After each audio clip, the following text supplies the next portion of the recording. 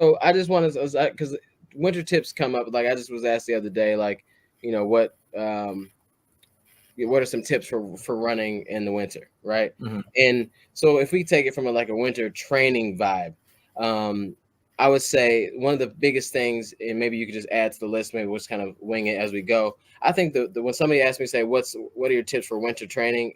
My first thing is clothes. You Mm-hmm. gotta clothes and gear. You have to invest in the gear. Like I'm not saying go and buy the most expensive thing you can find, but you need to have some clothes and gear that will keep you out there, keep you feeling good, light, and all that stuff, right?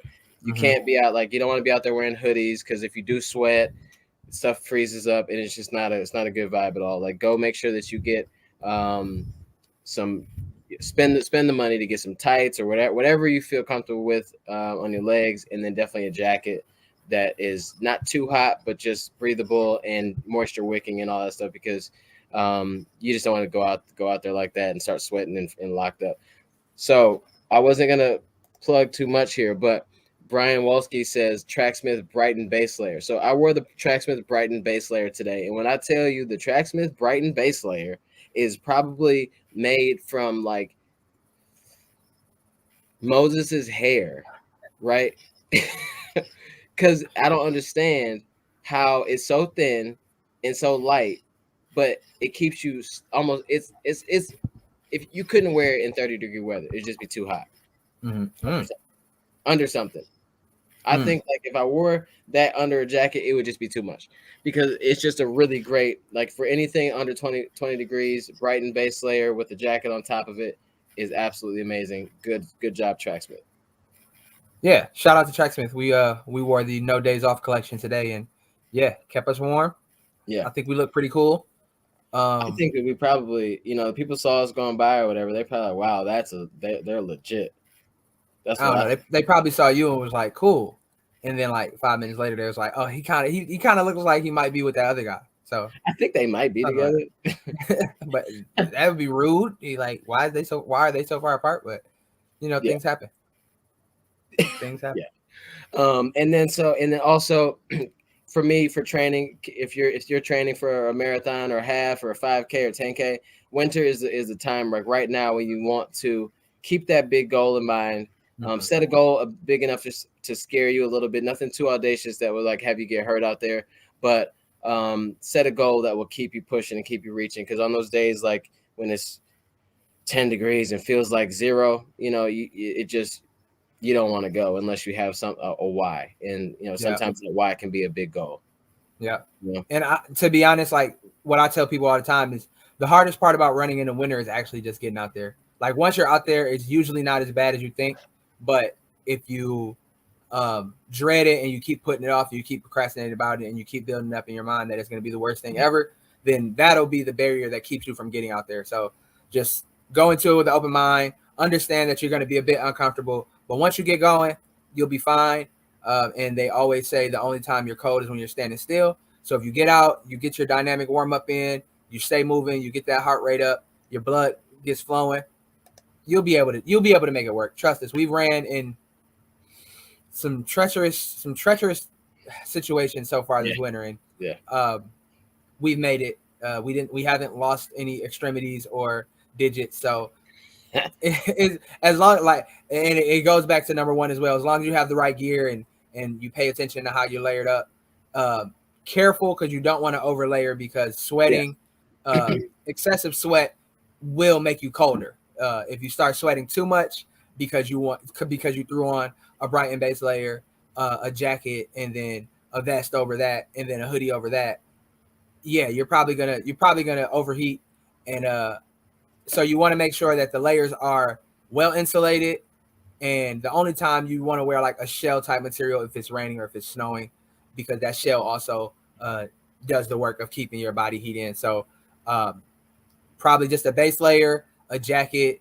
You want to make sure you have a good pair of gloves. yeah. Make sure you got some good socks because your hands and your feet are usually the first thing that get cold.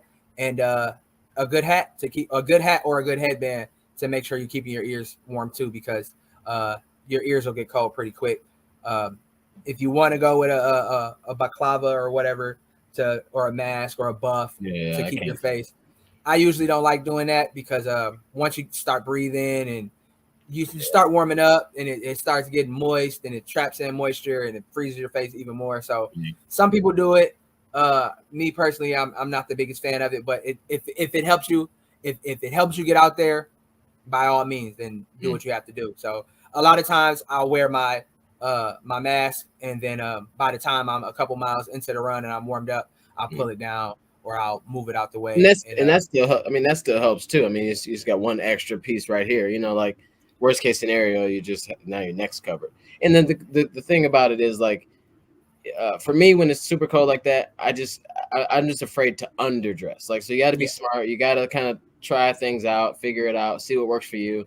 But you can always take the gloves off or like move the buff or something. But you can't, if you don't have it with you in your mile 3 or 4, you just, there's nothing you can do. So it's like, try your best to be ready and prepared for it. Like my grandmother says, you can always take a layer off, but you can't put it on if you don't have it.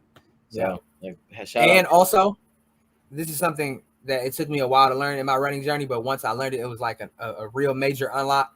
Hand warmers and feet warmers go a very long way, especially hand warmers, especially if you get some good ones. Grab a 10-pack from the hardware store or your grocery store or your local Mega Mart or whatever, and just put it. Amazon, major key, Amazon. Go to Amazon. It's like $20 for like a pack of like little last you for a month.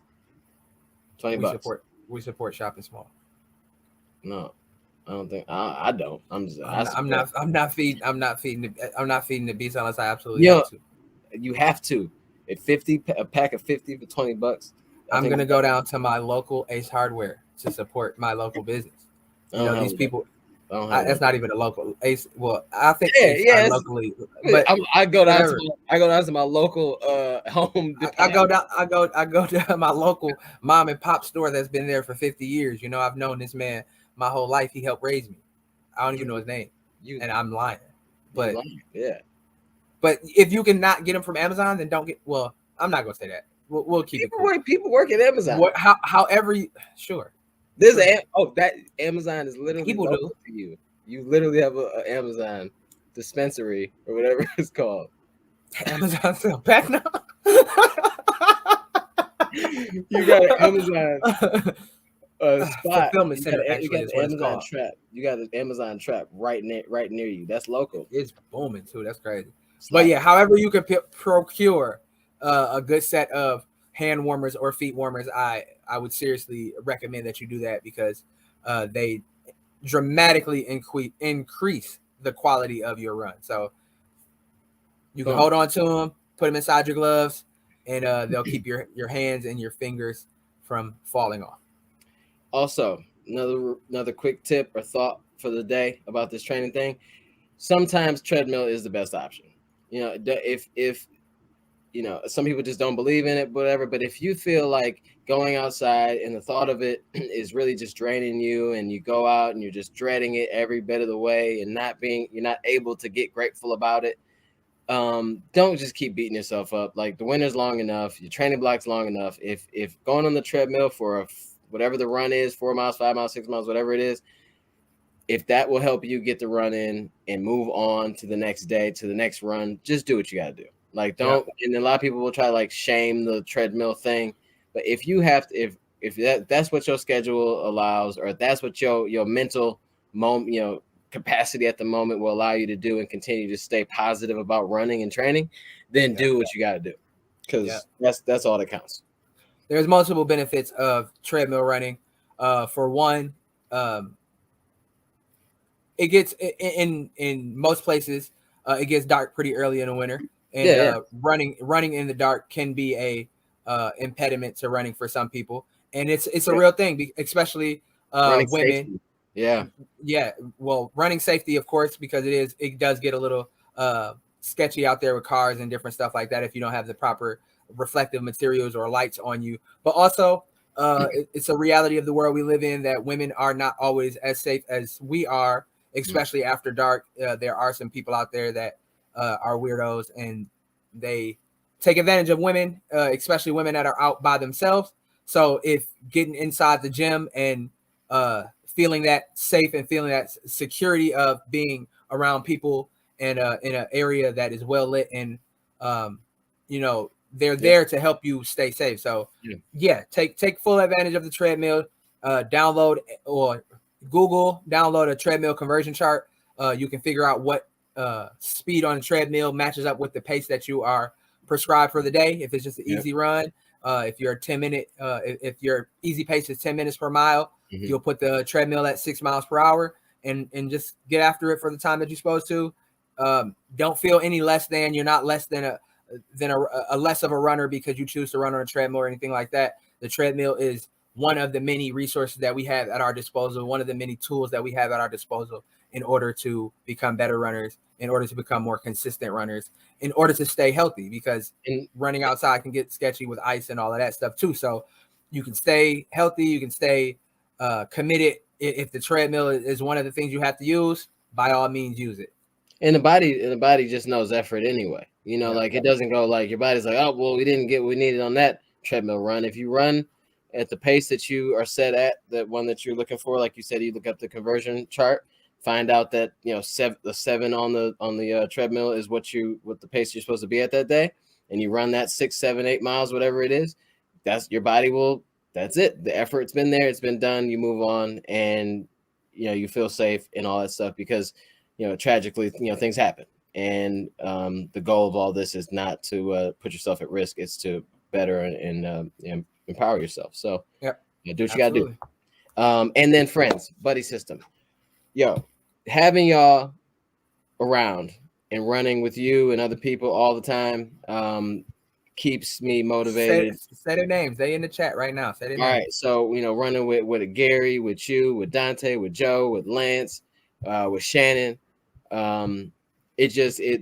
Having people to run with is excellent, because on those days where you just don't feel like it, or the days you feel like it just makes the miles go quicker. It makes it more enjoyable, more fun. So sometimes you have to bend your schedule and move around just to make sure it happens, but running with people is a big deal, big thing. And then also when it gets darker and stuff like that, running with other people is just another layer of safety.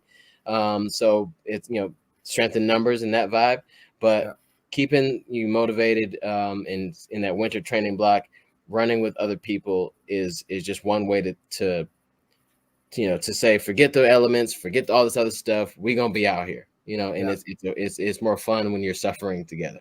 Misery loves company in a good way. So definitely that is a big deal. Yeah. Life hack. Your jokes are way funnier when you're running with your friends. It's a life hack.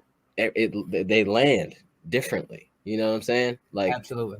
You're not even that funny, but I've had to stop running before because you said something that I thought was funny. I tried to tell the story later.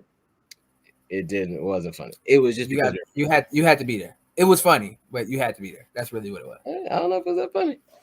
All right, so we got shade. We got shade. We got a question. So those are the tips. We talked about shoes. We talked about clothes, having a big goal, treadmill, friends, shoes. We already talked about shoes. Get some shoes that fit. Get some shoes that are warm. You don't want you're not running Vaporflies in 5-degree weather. Get some shoes that are insulated and all that stuff that have you feeling nice and cozy. Get the little toe warmers too if that helps you. But yeah, I think we've covered some of the winter training tips. And I have a question here from Vaz. Not to get off topic, but how do your winter grit go with Believe in the Run? It's going well. We got one more day. I'm on like 230 something miles. I think what are we at? I'm at 250 something. I'll get to like 260 something by tomorrow. It went well. A lot of people put in a lot of good miles. Really fun way to go. Fun event. They're going to be doing it probably in the summer. So if you're listening to this, tap in the summer grit with Believe in the Run. It's a cool thing. It's a month long. How many miles you can put in, all that good stuff. Yeah. Shout out to the superhero Doug Williams. He had 450 miles for the month. 450 miles. Yeah, Doug Williams is on my team though. See what I'm saying? So like I know who to pick. We Chip Time Run Team is doing well, man. Chip Time Run Team is doing well.